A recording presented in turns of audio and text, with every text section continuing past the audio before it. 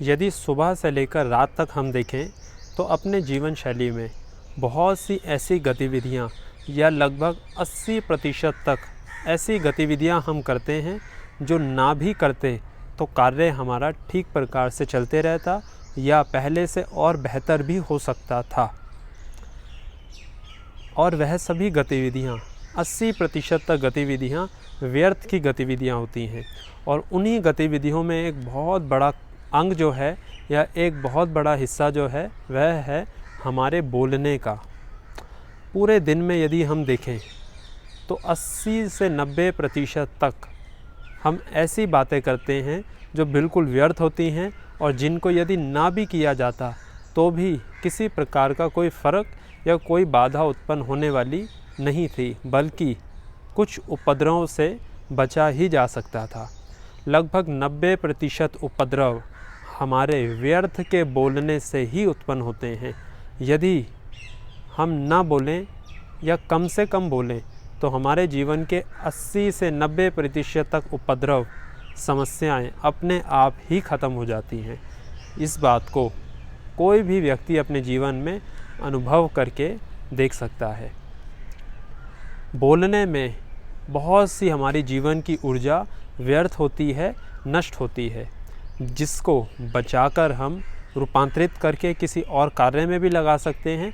और यह तथ्य या यह नियम योग साधकों के लिए, जो व्यक्ति योग अभ्यास करते हैं उनके लिए तो और भी ज़्यादा कड़ाई से पालन होना चाहिए, क्योंकि बोलने में बहुत सी ऊर्जा व्यर्थ होती है।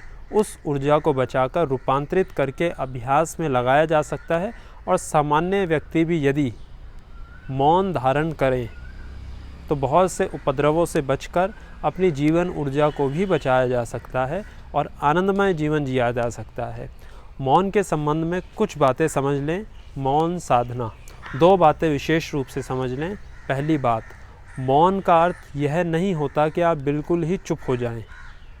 मौन का अर्थ है सम्यक वाक। जितनी आवश्यकता हो, जहाँ आवश्यकता हो, जैसे आवश्यकता हो उतना ही बोलें। मौन का अर्थ ये नहीं है कि आप बिल्कुल चुप हो जाएं। यदि कोई व्यक्ति आपसे कुछ प्रश्न कर रहा है तो आप उसका जवाब ही ना दें या कोई बात ही ना करें। मौन का अर्थ है सम्यक वाक या सम्यक वचन।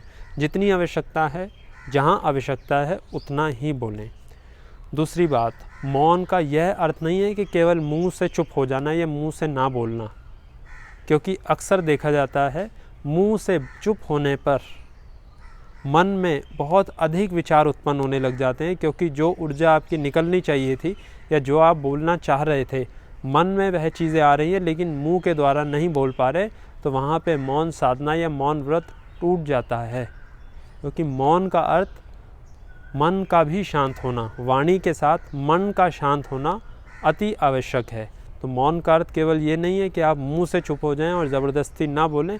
मौन का अर्थ मुंह के साथ, शब्दों के साथ आपका मन भी शांत हो जाए, मन में बहुत अधिक विचार या ना मात्र विचार चलें, वर्तमान समय में जिए, तब यह चीज़ ठीक प्रकार से संभव है। और मौन साधना के लिए बहुत अच्छा एक तरीका है प्राणायाम का। सामान्य प्राणायाम, यौगिक श्वास प्रश्वास, अनुलोम विलोम करके मौन साधना में आगे बढ़ा जा सकता है और अपनी चेतना को जगाया जा सकता है। प्राणायाम के अभ्यासों का लिंक, प्राणायाम क्या है और प्राणायाम से संबंधित अन्य सभी जानकारियों के संदर्भ में उसका लिंक डिस्क्रिप्शन बॉक्स में दिया गया है। प्राणायाम की सहायता से मौन साधना में आगे बढ़ा जा सकता है और मौन साधना को अपने जीवन में उतारा जा सकता है, जिससे जीवन के बहुत सारे उपद्रव कम हो जाएं और जीवन की ऊर्जा को भी आप बचा कर रख सकें।